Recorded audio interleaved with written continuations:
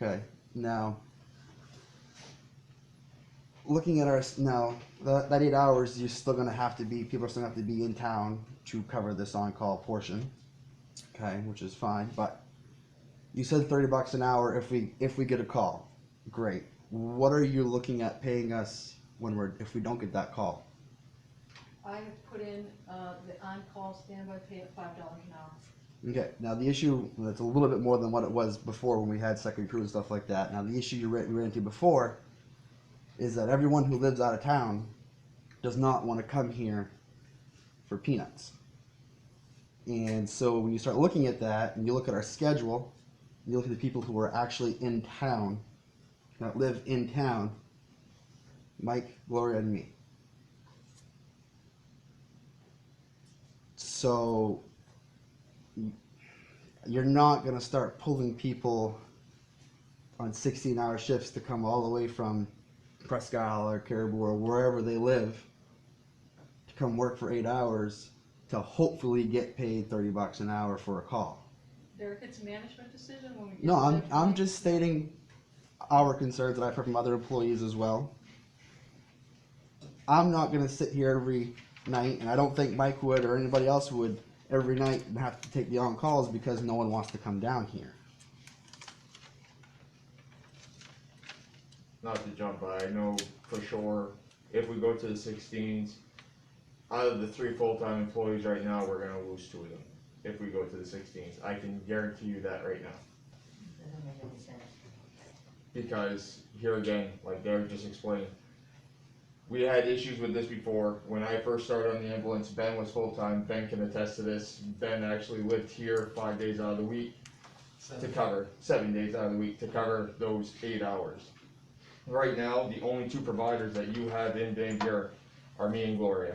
Anyone else that's on this schedule right now, they've already said that they will not stay between 10 and 8, and if they are forced to, they are going to resign their spots.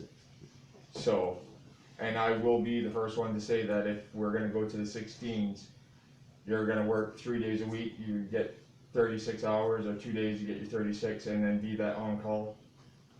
I've got offers to go downstate to go do fire EMS down there for $20 an hour, so I'm just saying what I've been told by the other employees at this point if we go forward with the 16s.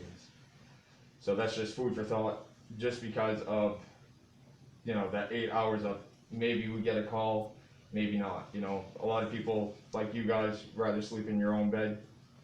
You know, if they have the option of sleeping in their own bed or sleeping at the apartment, they're gonna go home and sleep in their own bed, so.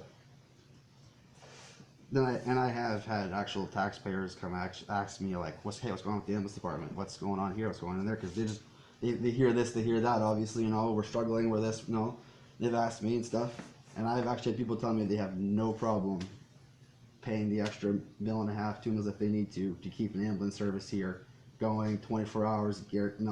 Guarantee at least 1 crew, because no one wants to be at home waiting 20 minutes for an ambulance, 25 minutes for an ambulance. Does it happen sometimes?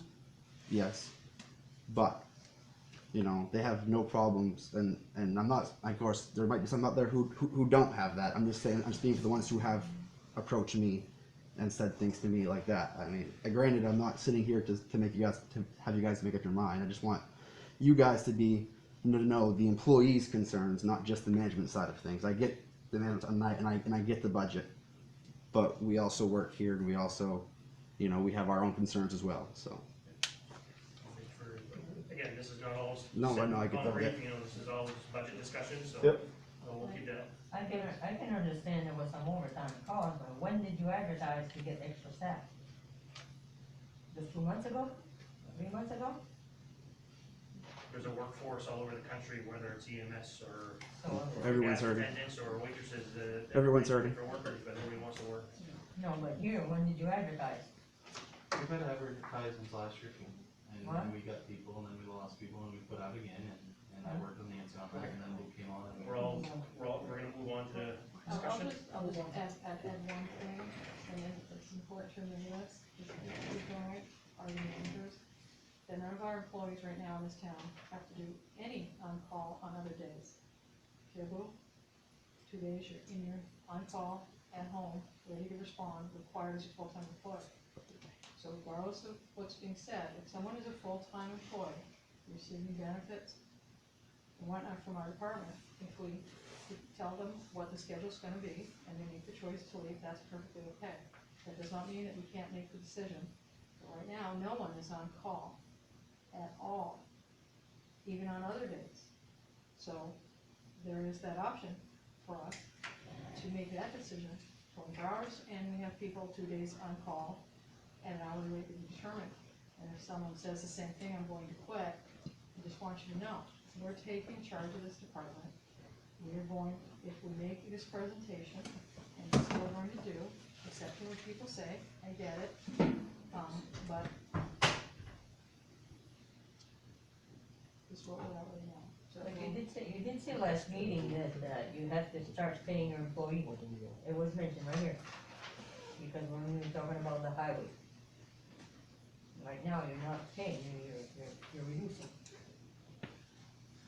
And it's sad, it's a 24-hour service. Move on. Thank you. Move on to 6, town manager reports and updates. Oh, actually, excuse me, I skipped Oh, one. yep, D, under, John passenger provided residence. some Yep, vehicle John. information. Just, going back to where we were with the, we talked about the possibility of having a municipal van that could be utilized by the library and the, rec department to provide services, get people to and from, activities who maybe didn't have access to transportation. This was just moving forward with, that thought process. I went online, did some quick surfing and looking at what was available and what the general cost was, give or take, to purchase a, used vehicle from a rental company. Seems the best avenue as far as, moving forward with that idea. Whether or not the town wants to support that with a warrant article to spend up to a certain amount to purchase one of those vans, I think is something that we should include in the budget. Again, that's my feelings, I'm not sure what the rest of the council's feelings are on that. It was anywhere from $20,000 to $30,000. Looking at decent late model, reasonable mileage vehicles, in the 15-passenger range.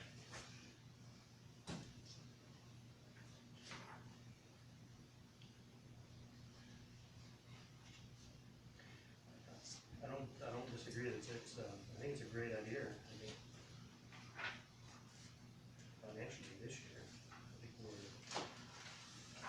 that's just my opinion, I think we've got a lot of stuff that we need to fix, and we've got these buildings that need to be demoed, and I don't know. I mean, this is new to me, I wasn't here at the last meeting. I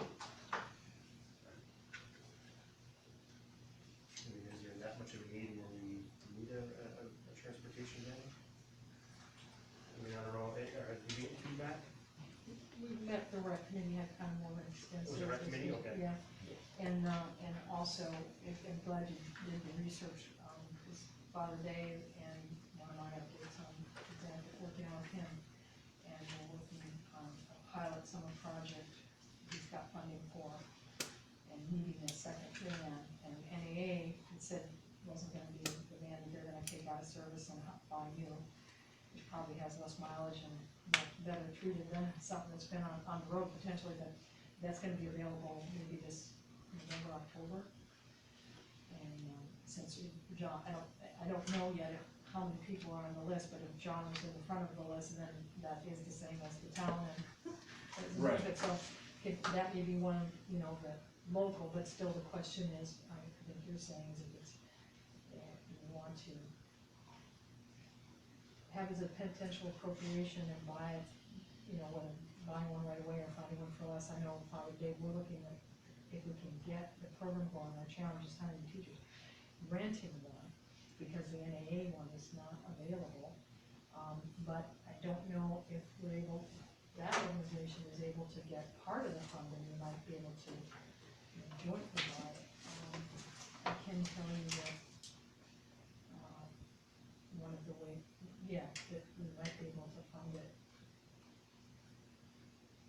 Not through just taxpayers, but we could, I don't think it's a bad idea. I guess when I get to my update, I'll tell you that how some of it could be funded from a portion of a grant that we're already receiving and potentially receiving in the future as offset. And certainly, the desire is to use it for the community, which involves everybody, children, teens.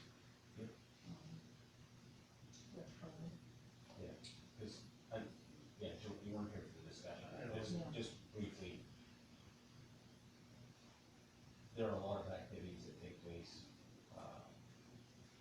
through either the rec department or the school, where kids may not get an opportunity to participate in those because they don't have transportation. In fact, things that occur at school or honestly don't have a way to get back home if they don't take the bus in the afternoon and leave. This would give those kids the ability to take part in those programs. Generally speaking, those are the kids who probably need the programs the most. Same thing with the library, the ability to have after-school programs, that would help out. Again, probably the kids that need it most don't have the access because they have to take a bus home after school or they're not gonna get home. They don't have another way to do it. This would give us the ability to open up some of those programs to, again, those who are most in need of them. I realize that it's not, again, we're in a year where, we've got a lot of stuff that we have to take care of. And it wouldn't just be for the rec department, it would be a municipal plan, so it would be used, again, if the library had a seniors activity, maybe some people don't have a way to get to an activity, go out and get them and bring them to the activity and bring them back. So it would be for community enrichment, not just, not pigeonholed into one specific use, like this is the rec department's van, or this is the library's van. It would be for the greater good of the community. Among other uses, whether it was, like I said, we're really hoping to get it through this program that is Father Dave working on a summer out-of-school program is to, need to, we're using his casual camp. And he's got a van he already allows to use, but there's kids that are also coming from Limestone, so you have only 2 vans, right? And, to bring their Van Buren kids, or if there's 16 total, and, if it's only a 9 passenger, I'm not sure how many passengers, I think his is a 15. But then going into, if we get funding in this next grant, that's a year-round out-of-school program that's going to potentially occur in both locations, Limestone and Van Buren, if we didn't in their schools or in a building or facility here, and in Limestone there, so like Dave has his van, he's a casual, and then a van here, and it would be our children, but it would also be, we also are doing senior programs, so, that may, if we can, the goal would be if this organization, VRP, is the one that can buy it with the town, technically, and shared, or however, if we probably have it, they would help to fund buying it, it would become our property, and the drivers would be certified, and insured, through us or whatever, so that's a goal. I know that we have a need for one this summer for 5 or 6 weeks, more than the one he already had, so we might be looking too, and boy, it's amazing, the funding he's been able to get, and that would stay in this community, so it could be, because we're already with it, so that might, maybe we can get it without having to, or maybe we only have to put 5 or 6,000 into it. And, it would be under the town of Van Buren, but the people in order to be insured would be drivers that are,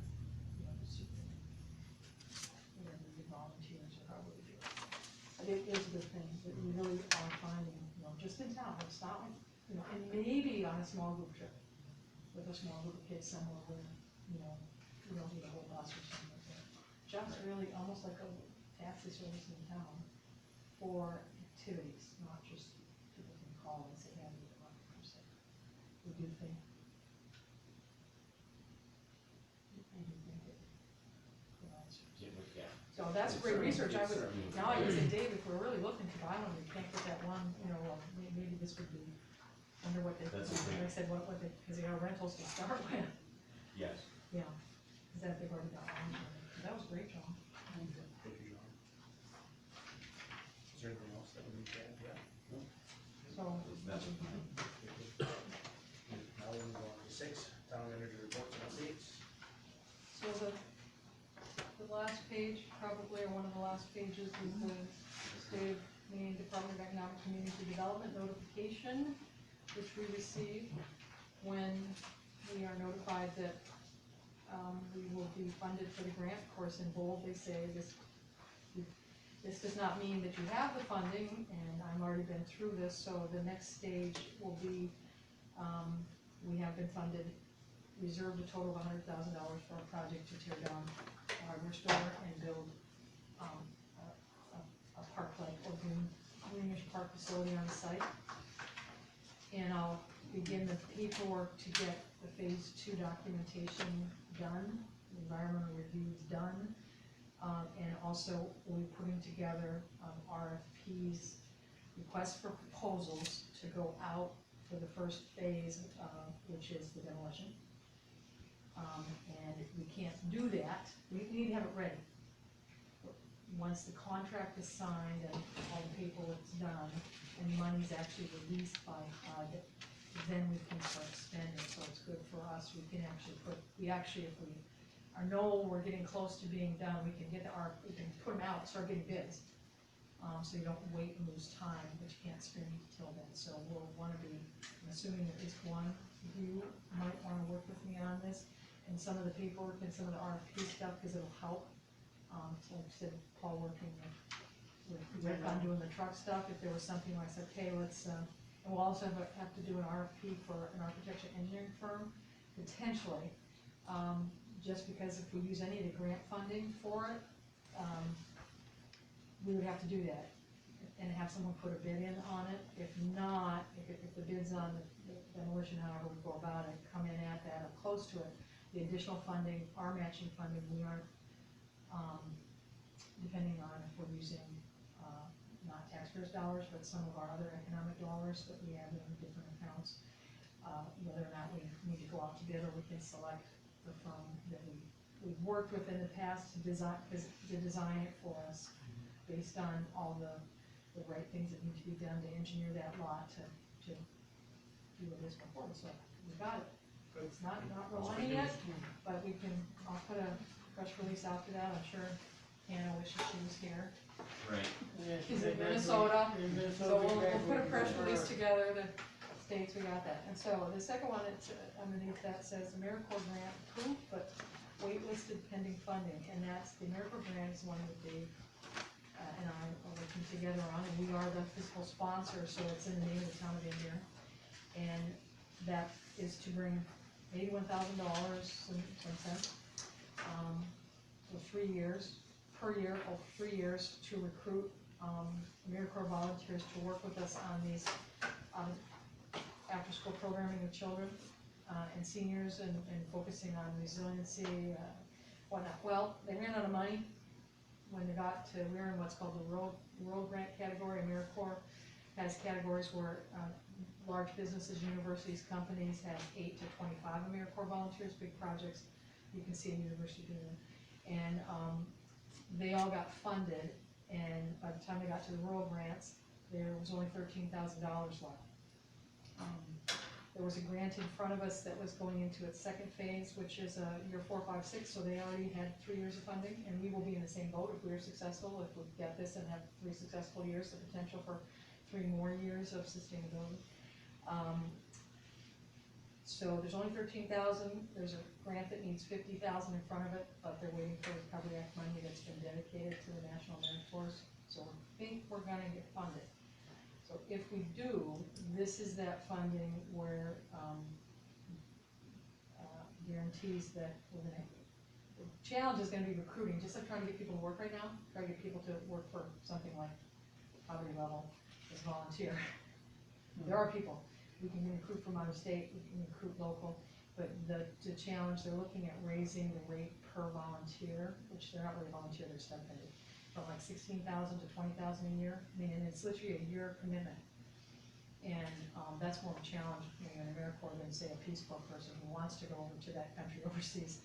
So that would be when we want to, now that it's close, but it's not real, when we wanna look at doing a USDA grant with them, to help rehabilitate a facility that could always be even if for 6 years, that's the one place you always have the key to, where you can have your after-school program. And we're not looking at recreation and having a gymnasium, so that was what we were looking at Edna's possibly. We mentioned the bank building, because it has, you know, it's above, that's a possibility, but anyway, so I was waiting on this, so that's good news, that's, not all that money's gonna come into our community, because if we get the 5 volunteers, we'll probably have 2 or 3 here in Limestone, but that's joint. But we met with this same group of people, the grant that I wrote that we didn't get, that was very competitive. One of the granting firms, the J.T. Gorman Foundation, reached out to me because I was the grant writer, and we had a meeting last week with Dave Sherlock from ACAP, Giselle Dion from Madawaska, Grand Isle Superintendency Schools, Lynn Cook from Grand Isle. And the Gorman Foundation liked our idea, which was what Dave's talking about, helping to reduce poverty and to create resiliency by helping people that are suffering from adverse childhood experiences now or here, and it comes down to reducing poverty means getting people to work and finding jobs for them to do so. They are talking with us, and we are pursuing potentially a little bit of funding with them, but it's not real funding yet, and it's gonna be funding that's like, let's hope we figure this out, let's plan, let's gather some data, if this is really gonna work. This is really looking good. And on Sunday, I didn't put it on here, but I got an email from our engineer, Chris Vinyl, White Pierce, that the Clean Water State Revolving Loan Fund has sent out its preliminary list of funding. We were in this for the sewer sludge plants. We had, going into that second request, last year we had a request, and we only received 180,000 forgivable. We didn't actually receive it, that's what they said they would commit from the loan fund. And they committed all the rest to loan. So we reapplied, inserting in from the project, if you start at 2.7 and take off the 1.7 we already have, or 1.6, then we put in for a loan of 1,059,000. Then the forgivability is the same thing like this grant. They rank them, we start funding them, and we were notified that of that 1,059,000, they will give us 400,000 forgivable. It's not as much as we would have liked, because we had an 81% forgivability rate, which meant if there had been enough funding, we may have been able to get 800,000. That being said, we now have tied down 2 million on that project of the 2.7 that's going to be not money we have to pay back. So we'll be working with them and looking at maybe putting in a couple $100 of our CIP, because it's better than having an additional loan, or whether we can, if there's any other resources, but it's not bad. We for a $2.7 million project to only maybe have $300,000 or $400,000,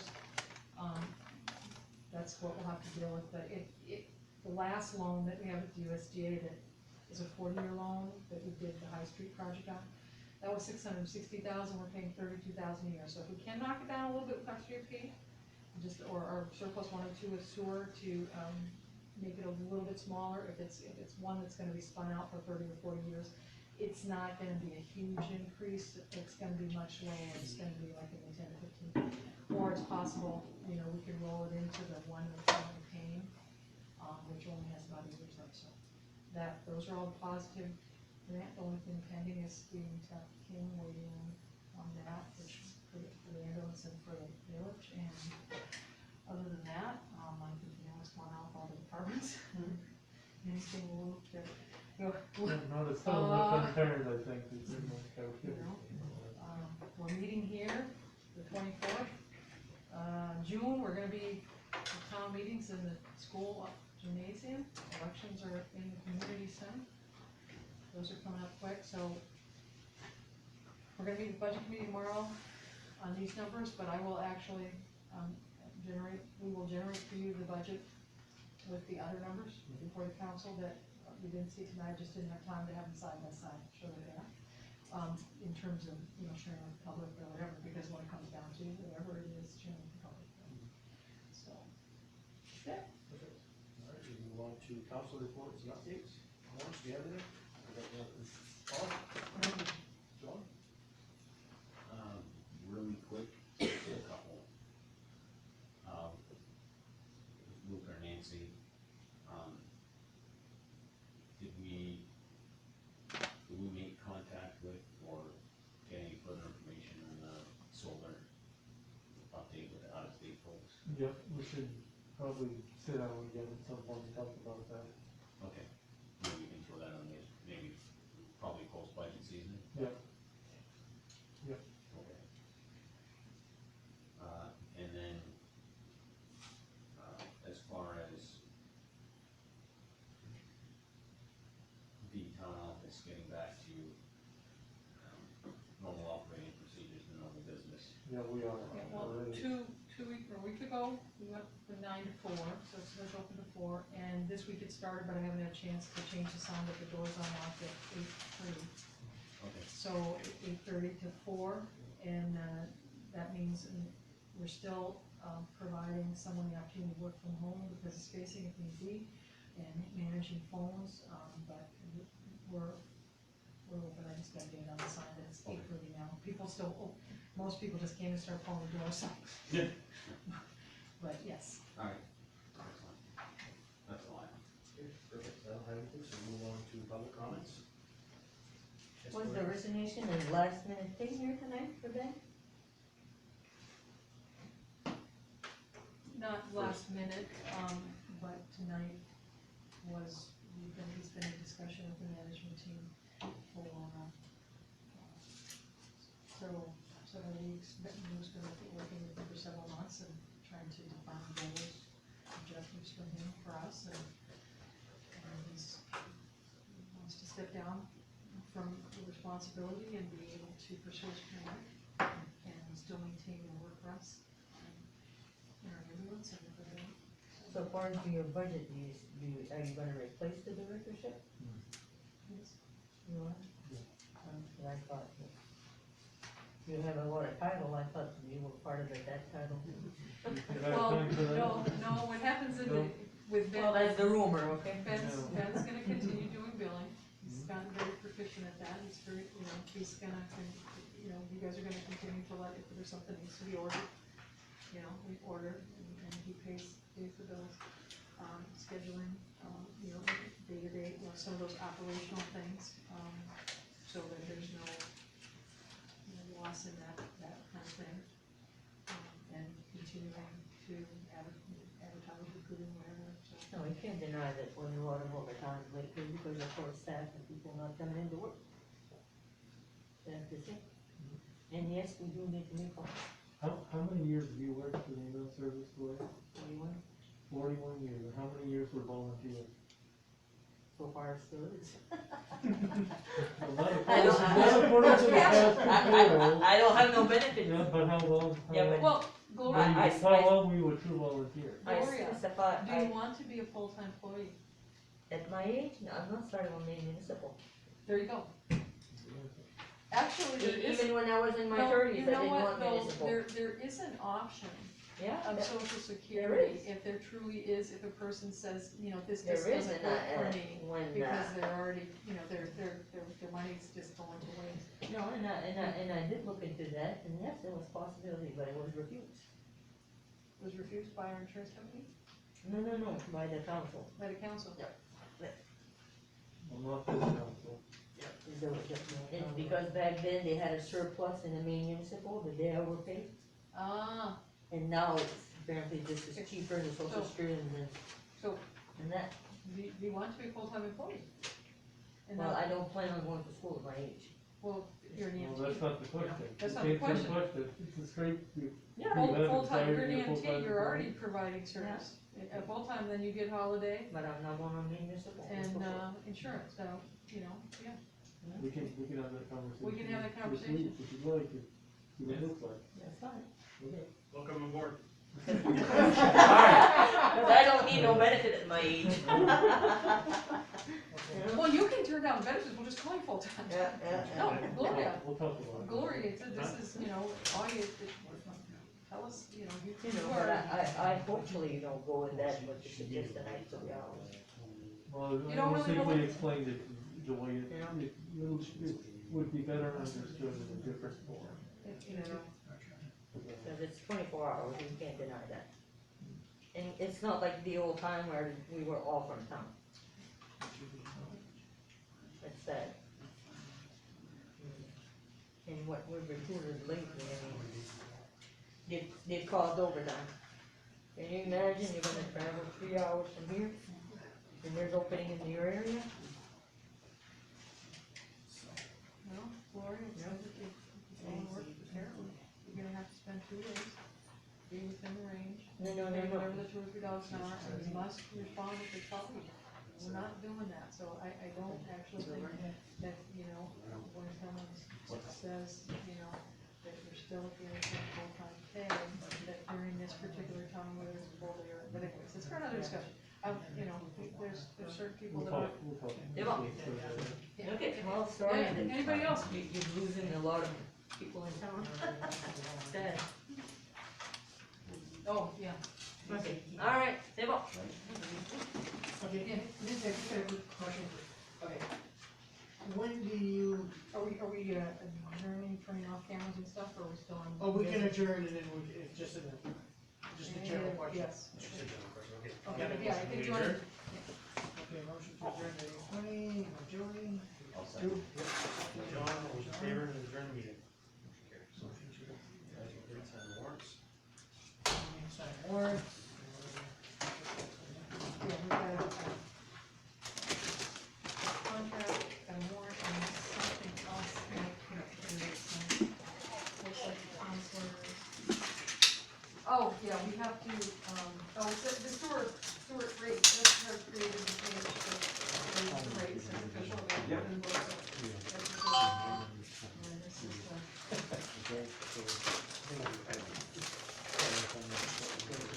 Yeah, all right. not very far away.